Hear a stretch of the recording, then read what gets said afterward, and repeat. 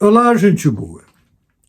Nosso país está sob a mais perversa, a mais cruel conspiração de que tenho conhecimento ao longo dos 500 anos de nossa história. Nunca houve algo assim, tão grave, no momento que, por isso mesmo, se torna tão crítico.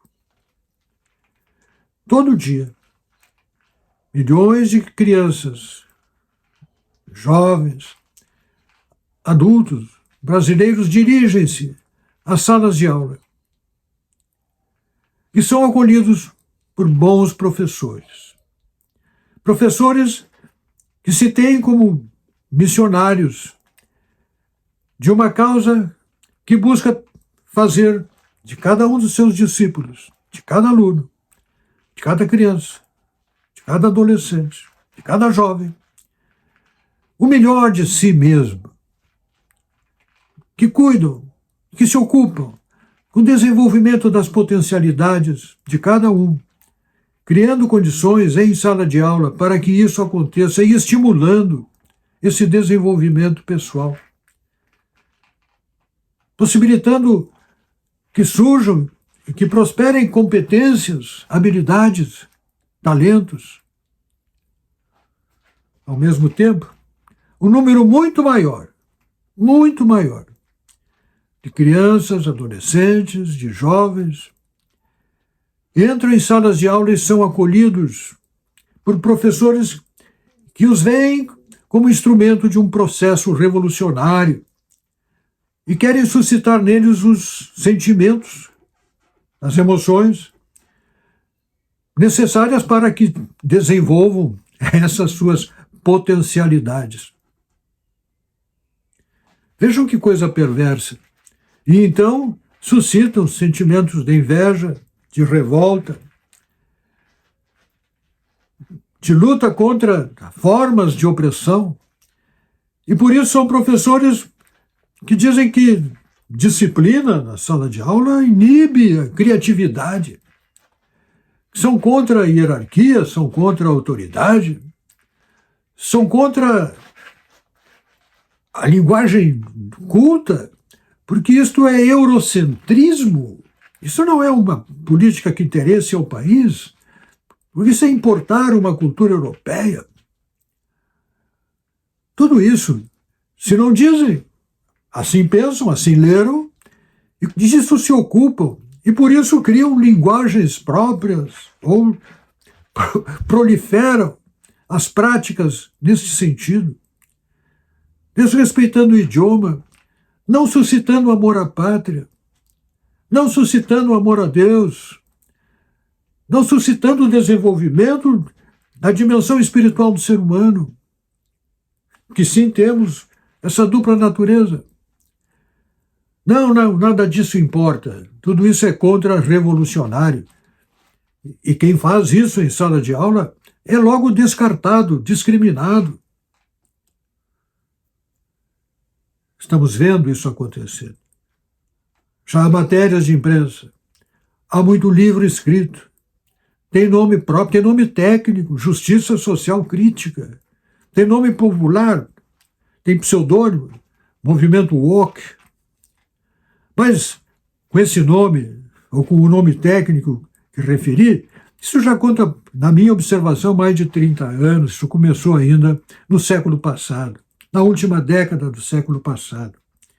Está em curso. Não, mas a educação chegou a esse padrão, a esse nível tão baixo que está a educação brasileira, porque o professor ganha pouco. O professor pode ganhar pouco, é verdade. Pode ser verdade, pode ser a realidade de muitos. Mas isso não faz da sala de aula estuário de frustrações de professor algum. A sua tarefa tem que ser cumprida e ela é nobre, nobilíssima. Bem-aventurados os bons professores, e que perigos são os professores imbuídos de uma mentalidade revolucionária, os alunos, discípulos de Paulo Freire e de outros que tais. São palavras duras? São palavras duras, mas mais duro, para mim como cidadão brasileiro, é ficar sabendo que 70% dos 95 milhões de trabalhadores brasileiros, que 70% ganham até 2 salários mínimos, 2 miseráveis salários mínimos, 2 indigentes salários mínimos. E com essa população ganhando isso, como é que você vai criar uma indústria forte, um setor de serviços forte? Como é que você vai criar empregos bem remunerados na produção de bens de consumo e de serviços de valor maior, se não há mercado? Se esse mercado só quer saber de comprar produto chinês baratinho, porque é o que pode pagar, quando pode pagar? Um país rico como o Brasil, cujo povo é pobre, e é pobre em virtude daquilo que acontece dentro da sala de aula, da política que temos, inclusive da política educacional, que conta com isso. Conta com isso. Como é que não batem no peito? Como é que não fazem o seu meia-culpa? Quando dizem que lutam contra a opressão, que uma escola com hierarquia, uma escola com disciplina, é uma escola opressiva, que inibe a criatividade. Ora, que coisa penosa, que coisa perversa. O que funciona sem um compromisso, sem hierarquia, sem obrigação? A minha geração não aprendeu assim, não éramos assim, no Brasil não era assim. Nós fazíamos, havia provas, havia sabatinas todos os meses, havia tema de casa, levava-se tema para casa quase todo dia. E quase todo dia era dia de estudar também ao chegar em casa. Porque havia uma cultura de estudo, havia uma cultura de leitura, havia uma cultura de cultura. Não disso que hoje leva esse nome tão impropriamente. Havia uma cultura de cultura e de trabalho. E as pessoas prosperavam. De repente, o país gatou a marcha ré, desceu a lomba e tudo veio abaixo. Eu me pergunto como não batem no peito? Como não batem no peito? Como não fazem o meia-culpa? Língua culta, dizem. Sim, língua culta é colonização, é eurocentrismo.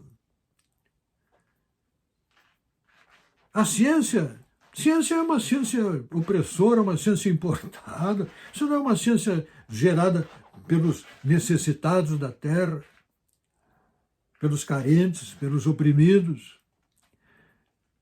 E com essa política de oprimido e opressor, cada brasileiro que nasce, nasce credor ou devedor. Em determinadas condições, ele é um devedor. Em outras condições, é um credor.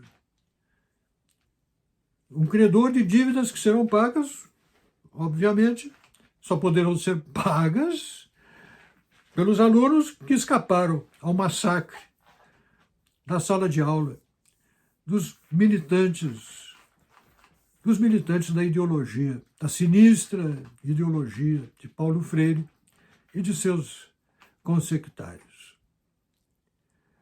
É uma pena, porque a minha geração não viveu essa experiência, só vive a observação, a dura observação da realidade.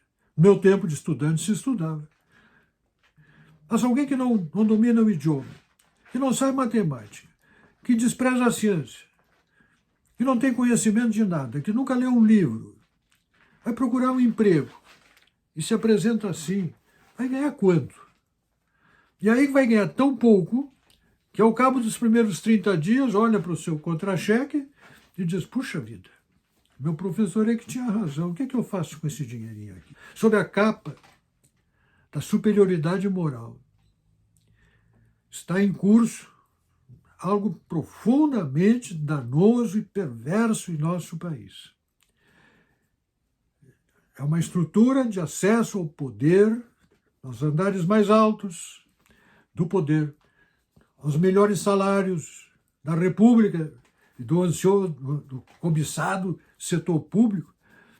O acesso a isso se faz mediante um povo, a adesão política de um povo ignorante, despreparado.